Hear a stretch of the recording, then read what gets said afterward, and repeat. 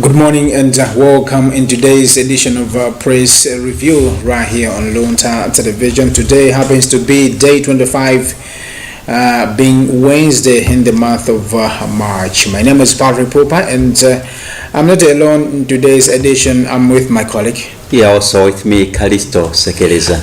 Once again, good morning. Morning. How are you? Oh, very fine. How about you? I'm okay. Thank you. This is a good time for a press review. The time we'll look into some of the big issues as many as in our daily times as well as the nation. So in the kind you wouldn't get into news at the daily times. My colleague will be looking into the nation. To begin, it's all about 10.9 trillion budget gets green light. Balison Kanina Agutim Kalomo to remain in custody as court defers bail ruling. So these are just some of the front page Yatu Minnesota Kanina Agudi court to hear case on land rights ownership as this issue is getting worse in our country. So just to begin, the Parliament yesterday passed the 10.9 trillion 2026 to 2027 national budget, concluding weeks of scrutiny and debate over government spending plans. The approval followed a vote-by-vote process in a committee of supply where lawmakers adopted allocations across ministries, departments and agencies according to before endorsing the full estimates. And the Minister of Finance, Joseph Monaveka, said that the budget seeks to balance economic stability with service delivery. Oh, that's really great news. Yeah, that's a good news that the Malawi Parliament, members of Parliament yesterday passed 10.9 trillion 2026 to 2027 national budget. That's really a lot of money, but previously there have also been cases. I mean, the parliamentary cluster committees have been arguing that their ideas are not taken on board. I don't know what transpired yesterday, were the views taken on board or it has just gone as it was initially presented to the people? No, the views are, I think the views have been taken into board. All right. Because we saw Minister of Finance, Joseph Manoveka, responding to some other questions from members of parliament from Mayani Dedza. Savoy Kafafa was also complaining about the bill, the allocation of some infrastructure. We are talking about roads, because he was complaining about the allocation. Just small in terms of the whole process. The magnitude of work is supposed to be done. Yeah, I think Manaveka will also look into through such kind of questions which he was responding to some members of parliament. All right, and in the nation, we have a story which talks about fuel supply. Fuel supply to normalize by Friday, Ministry. This has been written by Macmillan Honey. Ministry of Energy and Mining has advised Malawians against panicking over fuel stockouts in some service stations nationwide, assuring that supply is projected to stabilize by Friday. This has been one of the outstanding issues in the past years and even up to the past few months. We have been talking about fuel shortages and it really brings panic among people. We have seen some queues developing in some districts like in Zomba. Yes, so here the ministry is coming forward to reassure the people that maybe things will normalize by Friday. Yeah, I think that's big news which Malawi Energy Regulatory Authority has to look into. Because you know that fuel it's a lifeline of the economy. Yeah, transport and the like. Yeah, exactly. Sure. So I think with that a message saying that no, the fuel is available, and we're yet to hear from them whether it's available or maybe there's something. Because we understand that a lot of countries are maybe experiencing the shortage of fuel. But yeah, we're yet to see. But the good thing is that they have responded. They have responded. Yeah, exactly. In the nation, we also have a story on the third page which talks about the Reserve Bank of Malawi RBM awaits clearance on M1's contractors' payments. Reserve Bank of Malawi, RBM, says delayed submission of payment certificates has stalled payment in euro to contractors rehabilitating the 302-kilometer M1 section between Kamuzu International Airport Junction in Lilongwe to Luntha.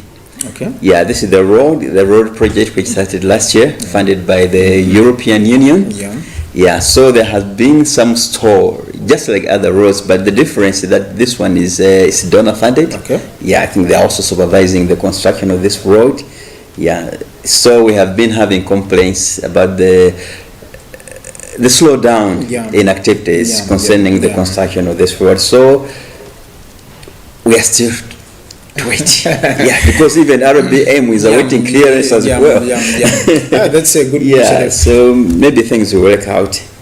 Let's get back to the Daily Times. There's also another story. Court to hear case on land rights ownership. The High Court, Constitutional Court in Luntha, has adjourned a land case involving Pacific Limited to 28 and 29 April. The private company is challenging provisions of the Land Amendment Act and the Customary Land Amendment Act, arguing that they are unconstitutional and discriminatory. The case was before Justice Jaba Alide, Chimwemwe Kamowa and Dick Sankulani, but was adjourned due to procedural issues that both parties agreed to address. Private company Pacific Limited contends that the amendments unfair, restrict property rights and discriminate against certain groups, particularly regarding land ownership by non-citizens and definition of indigenous Malawians. I think it's been a long time. You think that this is a burning issue, especially here in Malawi, where as we are talking about the land ownership, when we are talking about the non-citizens as well as Malawians. Maybe how should we deal with these issues of ownership in terms of land rights? Yeah, it's very good that the Minister of Lands has put initiatives before, especially on the registration of land. Yeah, that's very good, because wherever we go, there has been rampant selling of land, undocumented, and it's very bad for the country because they don't know. There have been complaints that one day we shall just wake up to realize that we no longer have Malawi. It's all been sold to foreigners, and the diggers don't know where it's happening. And the land disputes remain a top source of Pacific conflict here in Malawi. Not just in Malawi, almost everywhere. Wherever we're talking about land, those are big issues. They are very big issues. Okay, fine. There's also another story. The ministry warns job seekers over recruitment scams. Minister of Labour, Skills and Innovation has warned Malawians seeking work abroad to be cautious, citing that recruitment agencies and individuals advertising non-existent jobs while charging high fees. The warning came in a press release amid rising complaints of job seekers being defrauded. In a statement signed by Secretary for Labour, Skills and Innovation, Wazi Tamanya Tambara, the ministry expressed concern over the growing deceptive practice. Yes. Oh, that's also one of the... Minister warns job seekers of recruitment scams. Unemployment is high, so people are always seeking different possibilities. Exactly. Yeah, if you go to even to the immigration department, you see it's flooded with people.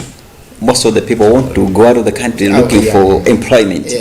So whenever the scammers are very intelligent, they will go where they know that people are desperate. That's where they operate. So it's really good. We need to have such warnings every now and then, so that people are aware. So that's a message going to your Malawians, as most of you, maybe you are at home, maybe you are jobless, you are looking for some green pasture. Please follow the procedures. Follow the procedure. Because there are some other scams. And look for the right channel. The right channel. At least registered people, government approved. At least. Sure. And in the nation, we have two stories which are talking about the polio vaccination drive, which is happening in the country. We have one story talking about Karonga district, whereby the district commissioner Mr. Willard Mwando has called on tradition and church leaders to encourage people to vaccinate their children against polio. Yeah, a similar story is also happening in Ncheu, whereby the Ncheu District Council is banking on primary schools to drive the success of its campaign to vaccinate over 216,000 children against polio. So two stories talking about polio. Polio has both been one of the trending issues. Yeah, I think in Malawi it's one of the diseases long forgotten. But recently in the past years we have read such stories whereby the disease is coming back. The disease is coming back. We need to be very cautious. Exactly, and we need to salute Minister of Health, because I think anytime from now they will start the campaign of polio, whereby they will be moving around in different areas, in different districts. So I think my plea is to Malawians, let's welcome in good faith with these people who will be in our area, maybe doing such kind of vaccination. Yes. I think, do you have anything before I move to... I have something very interesting in the business news section of the Nation newspaper. They say miner finds niobium in Lake Chira Basin. We have heard about niobium. Is it in Kasia? Yeah, I think so. Yes. So we have another story here which is very interesting. Chira Minerals Limited, a mining firm conducting explorations in Pew Pew Hill around Lake Chira in Zomba district, says it has discovered niobium in addition to other minerals, positioning the area as one of the country's mineral-rich sites. So that's the Lake Chira Basin. It's interesting news because right now our focus, many people have recommended that our focus needs to be on mining. We have found some minerals and we need good adherence to the law concerning the minerals and good procedures so that we benefit. There have been stories that we don't benefit, but we need the minerals are being discovered, and the country needs to benefit from that so that the economy can improve. All right, in case you're just joining us, remember you're watching a press review right here on Luntha television. Today it's Wednesday, day 25 in the month of March 2026, and today's edition we're with me, Patrick Popa, and my colleague Kalista Sekeleza. Still in business, there's also another story which says ATM strategy, ambition trade-off, high stakes in the 2026-27 budget. Malawi's 2026-2027 national budget reviews more than sector priorities. It reflects a broader economic doctrine, quietly shaping public investment and ATM strategy for agriculture, tourism and mining, reposition within a new development. Traditionally viewed as the pillars of Malawi's growth model, these sectors are now being reinterpreted under a bold energy-driven transformation agenda. The question is no longer whether ATM matters, but how is it being applied and whether it is being overshadowed. At first glance, agriculture remains the dominant force with a massive allocation of 971.4 billion and a vote 190. The sector continues as anchors Malawians' economic ambitions. And I think this story, it's all about the strategy, ATM strategy. Yes, ATM. How ATM strategy maybe will require in terms of the national budget allocations. Yes. Would you mind the viewers what ATM is, the ATM strategy? So I think on this story it just reflects on the past story which we are talking about the national allocation of approved of the national budget. Kumabe ticket kuona kuti mwina these things ATM strategy kuti kodi kale wena motani, because when you look on this neuliza mbiri itu zikwera kwambiri zambiri zikwera nzofunika ndithu, we need to do a lot for the country. Yeah. Exactly. I think let's go to arts and culture. Arts and culture. Maybe before we go to that, we have got an inspiring story on innovation. Okay. Yeah, in the nation, it's talking about how someone, Brighton Zelemoti of Nchesi, how he is harnessing solar energy. Okay. Yes, for irrigation and for household activities. Okay. Yes, the nation has been grappling with energy issues. Yes, so when young people find solutions to do agriculture, because right now agriculture also depends on solar for irrigation and the like. Yes, so to harness that type of energy in two ways, agriculture and household activities, that's commendable, especially for the youth who are supposed to take a lead in such type of issues. Exactly. Yeah, sure. So let's go to arts and culture. Arts, not a side hustle. That's the main headline. Frederick's arts, not a side hustle. Isn't it? I don't know. Member of Parliament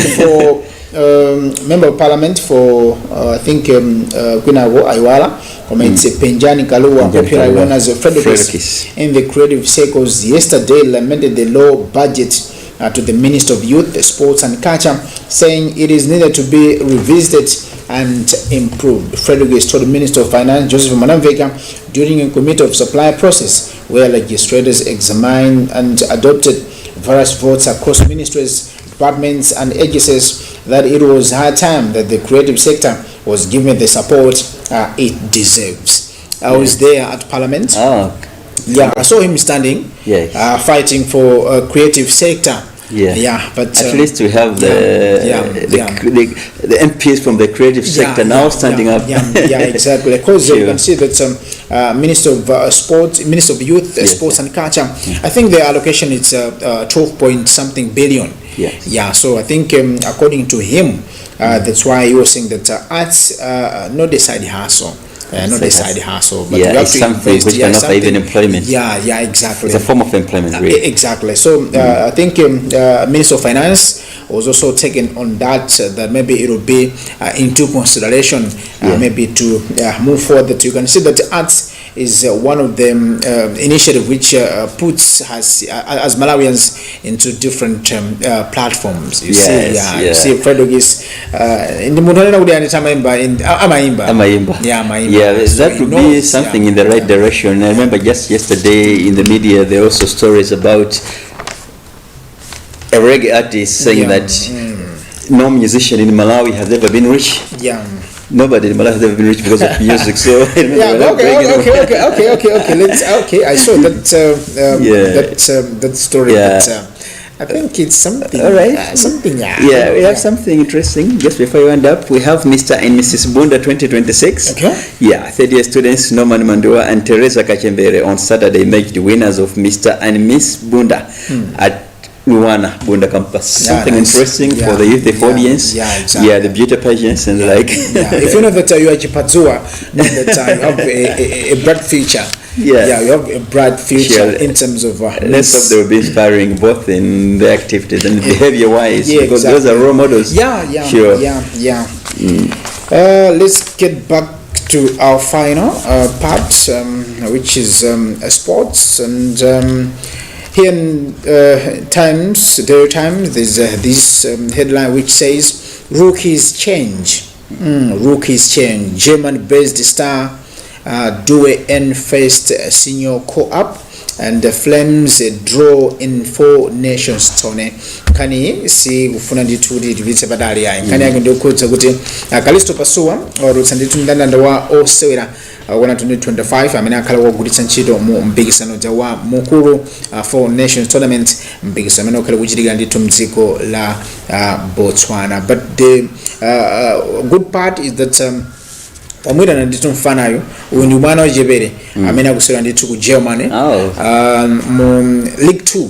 I think it's League 2 ku team ndithu ya Hannover 96 amene ndithu is representing Malawi. So ali ndithu mu camp amene tiketi kuona kuti zonse zikhale zikuyenda motani. But Malawi will face Zambia in this 4 nations tournament, which will be will be taking place in Botswana. Yeah, I think, yeah, can I get this in the video? We have also an interesting one. Okay. Yeah, on the second page of the sports section, the local sports. Yeah, it says Malawian players off to good start in Zimbabwe. Okay. Yeah, 4 Zimbabwe-based Malawian players have made a good start to the new football season in that country's top flight league after 4 rounds of matches. Okay. These are Chawanangwa, Kaonga, and Lloyd Njaliwa.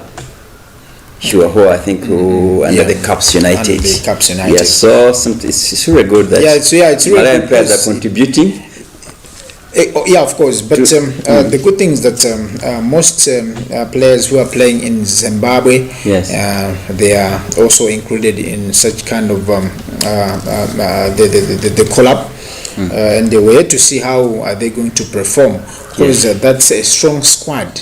Yeah, that's a strong squad. Basically, when you see that there are more international players, it's when you recognize that I think this is the strong squad. As you understand that it's time for international break. Yeah, it's time for international break. A lot of players from different clubs now they are in their countries. To represent their nation. So we're yet to see how Malawi will perform in this 4 Nations tournament in Botswana, which is expected to start from 28 up until 31st March 2026. This weekend. Yeah, it's weekend. Yeah. So Malawi will travel tomorrow. Yeah, I think we'll travel tomorrow. So yeah, we wish all the best. Sure. Them all the best so that they can maybe do well in Botswana. Tunabosongani naba ngani ebuno kwambiri apart from sport, apart from football. Good team. Malawi darts team win silver medal in Kenya. The Malawi darts national team has secured a silver medal after finishing second during the World Darts Federation qualifiers in Nairobi, that's in Kenya. Malawi finished behind Tanzania, and Darts Association Malawi President Peter Keynes Kaira said they were impressed with the team's performance. We were the most impressive, neatest, and most disciplined team. Our players adapted quickly to new systems, showing the depth of talent in Malawi. We are satisfied because what we had experienced in Kenya, it was a lovely tournament, and this is according to the president of the Darts Association of Malawi, which is the legend, because Peter Kaira is a legend. Yeah, sure, he is. He's a legend. Yes, something good for the country. Exactly. Yeah, so we know him as a football legend. Exactly. But now he's also about darts. Which is the most, one of the, I don't know whether I would call them minor sports. So it's good that someone who is in football is highlighting its minor sports. We also have another interesting one here about the Scorchers. The Scorchers. Australia in FIFA Series opener. The Scorchers will face a stand test in the FIFA Women's Series 2026 in Nairobi, Kenya, when they will play against Australia in their opening match on April 11. Malawi and Australia have been big enemies. I think it's a good test. A very good test. Because when you look about Australia, it's a country whereby we are far from them in terms of women's football. Of course, it's a good thing. We have to applaud. We have to thank Football Association of Malawi for maybe finding out about this match. As we understand that women's football, the Scorchers, is also taking part in Women's Africa Cup of Nations in July, which the competition will take place in Morocco. So I think it's a big taste. It's a big taste, of which I've heard that the head coach for the Scorchers, Love Mufaziri, has also thanked the Football Association Live for this initiative, because it will be a big taste. A good taste where he will know that I think you have to work out in different positions so that the Scorchers have to do well in WAFCON in Morocco. That's very good news for the country. All right. I think that also marks the end of our press review, and I think it's a good time. It has been a good time. Yeah. Wonderful, sure. Anyway, many thanks to our viewers who are there watching through in different platforms, and mutsikula ndithu mlandi ne Patrick Pupa komanso mzangayo Kalisto Sekereza tingoti ayi pitilizani kuonera ndithu kanema wa Luntha osasonta ya because surely it's all about inquiry from Parliament. Yes, exactly. Hotel inquiry. Exactly. Sure. So I think bye for now.